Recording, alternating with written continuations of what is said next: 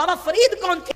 बाबा फरीद अभी मुरीद नहीं हुए बाबा कुतुबुद्दीन बख्तियार काकी के, मुरीद नहीं हुए कि जब बाबा फरीदुद्दीन गंज शकर पीर ढूंढने के लिए निकले तो हजरत बाबा फरीदुद्दीन पीर ढूंढते ढूंढते बगदाद शरीफ पहुंचे। इस वक्त बाबा फरीद खानकाह में पहुंचे। इत्तेफाक से वो दौर था हजरत सैयदना शेख शहाबुद्दीन उमर सोहरवर्दी का।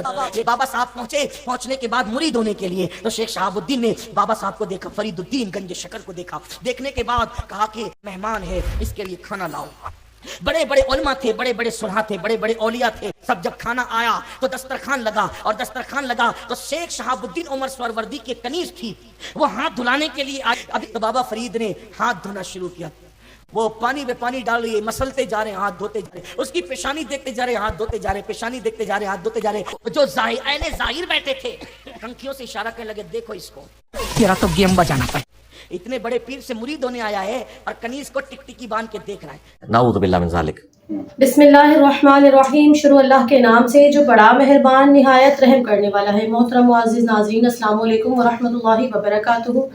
खुश आमदीद कराची रियल टीवी में। उम्मीद है तमाम देखने और सुनने वाले खैरियत से होंगे। अल्लाह पाक से दुआ है जहाँ भी रहें खुश रहें, शाद रहें, आबाद रहें, हंसते मुस्कुराते रहें। मोहतरम मुअज़्ज़िज़ नाज़रीन, तमाम तारीफ़ें उस ज़ात के लिए हैं जिसने हमें मुसलमान बनाया और मुसलमान होने के साथ साथ हमें दीन की समझ बूझ अता की। और हम निहायत है शुक्रगुज़ार हैं उस अल्लाह पाक के जिसने हमें अशरफुल मखलूक़ात में से भी बनाया। वो चाहता तो हमें क्या से क्या बना देता, लेकिन हम अल्हम्दुलिल्लाह अल्लाह पाक ने हम पर बहुत ही ज़्यादा रहम और करम फरमाकर हमें मुसलमान घरानों में पैदा किया, ना कि किसी मुशरिक या किसी काफिर के घर पर पैदा किया। नाजरीन, आज की जो हमारी वीडियो है वो ऐसे है कि एक आलिम दीन ये बयान कर रहे हैं कि बाबा फरीद जो थे उन्होंने अभी पीर बनने के लिए किसी बड़े बुजुर्ग के पास गया तो वहाँ जो उनकी कनीज थी वो हाथ धुलवाने के लिए आए तो उनको टिकटिकी लगाकर देखने लग गए। अब ये भी हैरानगी की बात है कि अल्लाह के वली टिकटिकी लगाकर भी देखते थे। तो उन्होंने बोला कि टिकटिकी लगाकर देख रहे थे और उनके लोहे महफूज पर क्या लिखा है, फिर कह रहे हैं वो देख रहे थे और नीचे जो हाथ धुल रहे थे वो उनके गुनाह जो हैं वो धो रहे थे। इतना बड़ा क्लेम किया है तो इसका रद्द करेंगे इंजीनियर मोहम्मद अली मिर्जा साहब कुरान और हदीस के। तो आप वीडियो को एंड तक जरूर देखना। बिना टाइम वेस्ट किए चलते हैं वीडियो की जानिब। बाबा फरीद कौन थे? बाबा फरीद अभी मुरीद नहीं हुए बाबा कुतुबुद्दीन बख्तियार काकी के, मुरीद नहीं हुए कि जब बाबा फरीदुद्दीन गंज शकर पीर ढूंढने के लिए निकले तो हजरत बाबा फरीदुद्दीन पीर ढूंढते ढूंढते बगदाद शरीफ पहुंचे। इस वक्त बाबा फरीद खानकाह में पहुंचे। इत्तेफाक से वो दौर था हजरत सैयदना शेख शहाबुद्दीन उमर सोहरवर्दी का। बाबा साहब पहुंचे, पहुंचने के बाद मुरीद होने के लिए तो शेख शहाबुद्दीन ने बाबा साहब को देखा, फरीदुद्दीन गंज शकर को देखा। देखने के बाद कहा कि मेहमान है, इसके लिए खाना लाओ। बड़े बड़े उलमा थे, बड़े बड़े सुलहा थे, बड़े बड़े औलिया थे। सब जब खाना आया तो दस्तरखान लगा, और दस्तरखान लगा तो शेख शहाबुद्दीन उमर सोहरवर्दी की कनीज थी, वो हाथ धुलाने के लिए आई। अभी तो बाबा फरीद ने हाथ धोना शुरू किया। वो पानी में पानी डाल रही है, मसलते जा रहे हैं, हाथ धोते जा रहे हैं। उसकी पेशानी देखते जा रहे हैं, हाथ धोते जा रहे हैं, पेशानी देखते जा रहे हैं, हाथ धोते जा रहे हैं। जो जाहिर बैठे थे कंखियों से इशारा करने लगे, देखो इसको, तेरा तो गेम बजाना पड़े। इतने बड़े पीर से मुरीद होने आया है और कनीज को टिकटिकी बांध के देख रहा है। नाऊज़ु बिल्लाह मिन ज़ालिक। पहला काम तो ये कि टिकटिकी बांध के देख रहा है, और दूसरा काम ये पानी जाय कर रहा है। ये क्या है? भर गया वो पूरा तश्त जो हाथ धुलने के लिए आया था, खत्म हो गया वो सारा पानी जो हाथ धुलाने के लिए आया था। बस बुलाएगा क्या? सब हैरान हो गए।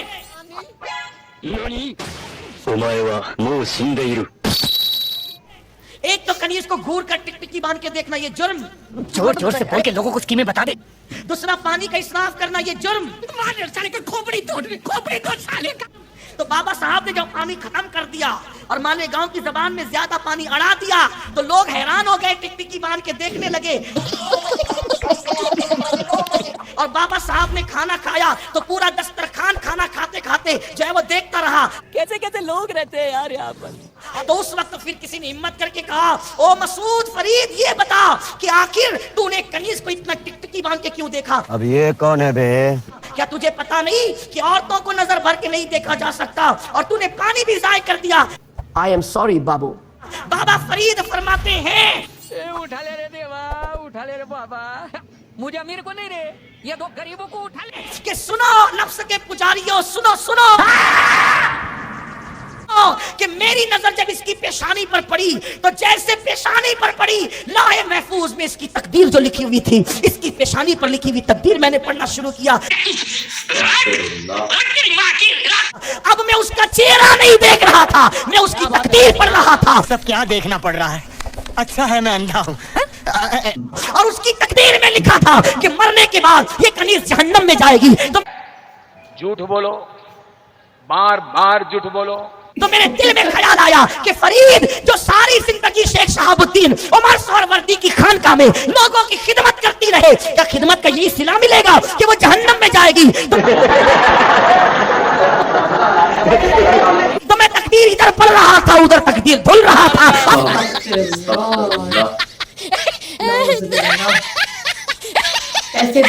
اور اس کی تقدیر چمکا رہا تھا، اس وقت تک گلتا رہا جب تک کہ اس کے جہنمی کی تحریر مٹ نہیں گئی. چلے ایک کام کر، 200 روپے دے اور 50 روپے کاٹ اوور ایکٹنگ کے وجہ. اس وقت تک میں گلتا رہا. کتنا بڑا جھوٹ ہے. مسلم شریف میں حدیث ہے، بخاری میں بھی موجود ہے اس کا کچھ حصہ. ایک مدعم نامی غلام تھا نبی علیہ السلام کا، جو آپ کو وضو کروایا کرتا تھا، آپ کا صحابی تھا. خیبر کے موقع پہ ایک نامعلوم تیر لگا اور وہ شہید ہو گیا. صحابہ نے کہا یہ تو سیدھا جنتی ہے. آپ فرمایا تم اس کو جنت کی بشارت دے رہے ہو، جبکہ مجھے اللہ نے دکھایا کہ اس نے خیبر کے موقع پہ ایک چادر مال غنیمت سے چوری کی تھی جو آگ کی بنا کے اس کے اوپر ڈال دی گئی ہے. نبی کا ساتھی شہید، صحابہ نے اسے شہید کہہ دیا، کسی پولیٹیکل جماعت نے نہیں. نبی علیہ السلام کو اللہ نے دکھایا کہ یہ دیکھ لو کیا ہو رہا ہے. قانوناً تو وہ شہید ہی ہوا تھا لیکن ان اعمال کے ساتھ، اور اللہ نے اس کو بینیفٹ نہیں دیا. آپ تو کہتے ہیں ہم جو کچھ بھی ہیں نبی کی امت سے ہیں، جو نبی کا ساتھی تھا اس کو بھی بینیفٹ نہیں ملا اور آگ کی پناہ دی گئی چادر. تو اس بخاری مسلم کی حدیث کے الفاظ ہیں، بعض اصحاب نے اگر کوئی رسی بھی اٹھائی تھی نا مال غنیمت میں سے کہ خیر آیا تھا تو کوئی اتنا حساب کتاب نہیں، انہوں نے بھی آگے جمع کرا دی. اے بھائی جی، اے بھائی اوکھا کام ہے. ٹھیک ہوگا، یہ بڑا خطرناک معاملہ ہے. اس معاملے میں یعنی بڑی احتیاط کرنی چاہیے. باقی بخاری میں حدیث موجود ہے، مسلم میں بھی، کہ میری امت میں جو طاعون کے مرض میں مرے وہ بھی شہید، جو پیٹ درد سے مرے وہ بھی شہید، پانی میں ڈوب کے مرے وہ بھی شہید، دیوار کے نیچے دب کے مرے وہ بھی شہید، آگ میں جل کے مرے وہ بھی شہید. تو یہ جو خودکش حملوں میں یا سیاسی لیڈروں کے ساتھ زیادہ تر آگ میں جل کے ہی مر رہے ہوتے ہیں نا، وہ خودکش حملہ ایک بلاسٹ جو ہے وہ آگ کے ایکویلنٹ ہے. تو حکمن تو وہ شہید ہی ہے. باقی آخرت میں اس کو شہید کا پروٹوکول ملے گا یا نہیں ملے گا وہ ہم کسی کے بارے میں بھی وثوق سے نہیں کہہ سکتے. تو اگر کوئی اس طریقے سے شہید کہہ لیتا ہے تو کہنے دیں. وہ تو آپ دیکھیں جو غیر مسلم ملک ہیں ان کے فوجی بھی مرتے ہیں، ان کے لیے بھی شہید کا لفظ استعمال کرتے ہیں. ٹھیک ہے. ایک بھائی کا سوال ہے، میں کیٹرنگ کا کام کرتا ہوں اور مجھے 11ویں اور عرس کے آرڈر ملتے ہیں اور مجھے درباروں پر جا کر کھانا پکانا پڑتا ہے، تو کیا ایسے آرڈر لینا درست ہے؟ آپ جو آرڈر دینے کے لیے اس سے پوچھیں کس کے نام کا ہے. اگر وہ کہ اللہ کے نام کا پکانا ہے تو پکا لیں. باقی سال ثواب والا جو مسئلہ ہے وہ تو فی نفسی اس کے اندر اختلاف ہے نا. صدقہ اور خیرات کرنے کے اعتبار سے کچھ اس کے حصے درست بھی ہیں. 11ویں اگر وہ کہتا ہے شیخ عبدالقادر جیلانی کے ثواب کے لیے تو ثواب ان کو پہنچے نہ پہنچے، کھانا تو حلال ہی رہے گا اگر وہ اللہ کے نام کا ہے. باقی اگر کسی دربار کے اوپر جا کے کوئی پکا رہا ہے وہ بھی پوچھ لے کہ کس لیے پک رہا ہے. اگر تو وہاں پہ کوئی NGO چلا رہی ہے، کوئی غریب لوگوں کا کھانا جانا ہے تو پھر تو ٹھیک ہے. اگر اس بزرگ کے قرب کے لیے سب کچھ ہو رہا ہے کہ یہ ہم سے خوش ہو جائیں اور یہ ہماری مصیبتیں ٹال دیں پھر تو حرام ہوگا. تو یہ خود ہی فیصلہ کرنا، زیادہ اس میں نٹی گٹیز میں پڑھنے کی ضرورت نہیں ہے. اللہ کے نام کا تو پکا لیں بس، ٹھیک ہوگا. اچھا علی بھائی، اگلا سوال ہے، کیا شادی سے پہلے منگیتر سے 1-2 بار مل سکتے ہیں ہم آہنگی کے لیے؟ منگیتر سے تو نا منکوہا سے ملیں، اور ہم آہنگی تو شادی کے بعد ہی ہوتی ہے، پہلے تو ہو ہی نہیں سکتی. پہلے تو سارے پازیٹیو ہوتے ہیں. پہلے تو آپ کے سسرال کے ساتھ کے سسرال کوئی نہیں ہوتا، یہ تو بعد میں پتہ چلتا ہے کیونکہ سب نے ایک لبادے اڑے ہوتے ہیں نا ایک دوسرے کے.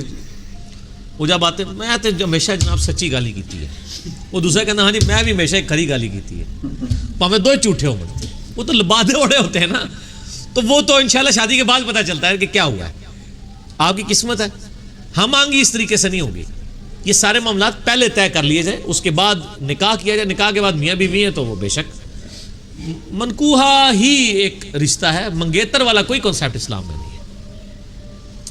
اور اگر آپ نے رشتہ کرنے کے دوران پسند ناپسند کے اعتبار سے اگر کوئی میٹنگ کرنی ہے تو وہ آپ پبلکلی کریں، علیحدگی میں نہ کریں، تاکہ آپ اتنی باتیں پوچھیں جو ایک پبلکلی پوچھی جانی چاہیے.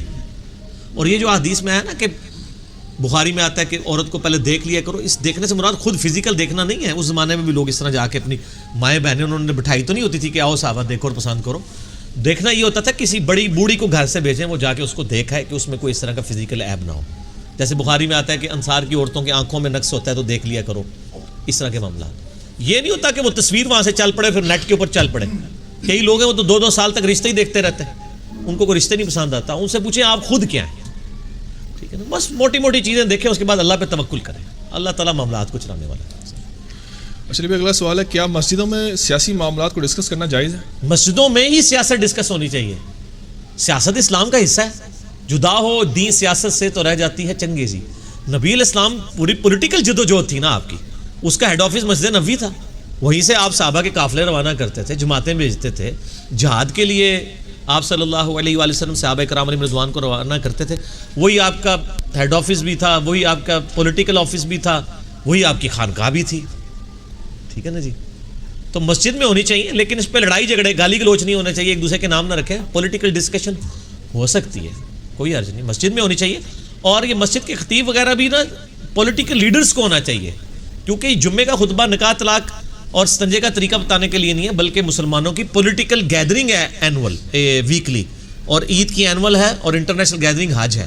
اس میں یعنی مسلمانوں کے یعنی جو خطیب ہے وہ حاکم وقت کو ہونا چاہیے. آج بھی آپ ایران میں دیکھیں, ایران کے اندر تہران میں جمعہ پریزیڈنٹ آف ایران پڑھاتے ہیں, لاکھوں لوگ ان کے پیچھے جمعہ پڑھتے ہیں. نماز مولوی سے بے شک پڑھوا لیں اگر آپ کو قرات کا ایشو ہے. تقریر اس وقت پرائم منسٹر کا کام ہے کہ وہ تقریر کرے. ابھی عمران خان صاحب انشاءاللہ تعالیٰ پرائم منسٹر بننے والے ہیں, تو ہم ان سے ریکویسٹ کریں گے, جس طرح انہوں نے کہا میں ڈی چوک کے اوپر حلف لینا چاہتا ہوں, تو ساتھ ہی اناؤنسمنٹ کریں. ان سے اچھی تو تقریر کوئی نہیں کر سکتا. تو عید اور جمعے کی تقریریں کم از کم پرائم منسٹر خود شروع کریں. شاہ فیصل مسجد میں یعنی خود نماز جمعہ جو ہے نا وہ اس کی تقریر کرنی چاہیے. مولویوں کو تو مسئلہ صرف نماز پڑھانے سے ہے نا, وہ داڑھی انہوں نے شرط رکھی ہے, حالانکہ داڑھی شرط کوئی نہیں ہے, میرا کلپ بھی ہے. چلیں نماز مولوی سے پڑھا لیں, لیکن تقریر جو ہے نا پرائم منسٹر آف پاکستان کو کرنی چاہیے شاہ فیصل مسجد میں, اور وہ لائیو پورے ملک کے اندر جانی چاہیے, جس میں وہ بتائے کہ اب ہم کیا ملک کو کہاں لے کے چل رہے ہیں. ان کاموں کے لیے یہ جمعے اور عید کے خطبے تھے, یہ استنجے کا طریقہ بتانے کے لیے نہیں تھے. ٹھیک ہے, تو پولیٹیکل گیدرنگ مسجدوں میں ہی ہونی چاہیے, لیکن یہ ناچ گانا نہ پھر اس میں ہو, وہ اپنی جگہ ہے. لیکن علی بھائی, اگر یہ جو خطبے ہیں یہ اگر سیاسی لوگ شروع کر دیں گے تو مولوی تو مر جائے گا. پھر مولوی پہلے ہی وہیں سے تو آمدن ہوتی ہے ان کی آمدن نہیں, ان کی آمدن لگائی رکھیں, نماز ان سے پڑھوائیں نا. اچھا ہاں, خطبے خود دے, نماز وہ پڑھائیں. اچھا, اور گیدرنگ بھی ایک ہونی چاہیے, ایک شہر میں ایک جامع مسجد ہو بڑی, تاکہ مسلمانوں کی پاور شو ہو. میں نے بتایا نا, ایران میں جو تہران سٹی میں ایک ہی جمعہ ہوتا ہے, 10 لاکھ بندہ جمعہ پڑھ رہا ہوتا ہے, اور پریزیڈنٹ آف ایران جمعے کا خطبہ دے رہا ہوتا ہے. سر پھر مزہ آیا نا. پھر ایران کا اگر پریزیڈنٹ بولے گا امریکہ کی ایسی کی تیسی, تو قوم بھی کہے گی ہاں جی ایسی کی تیسی. تو آپ پہلے یا آج طیب اردگان بات کرتا ہے تو اس کی ورتھ ہے نا پبلک کے اندر.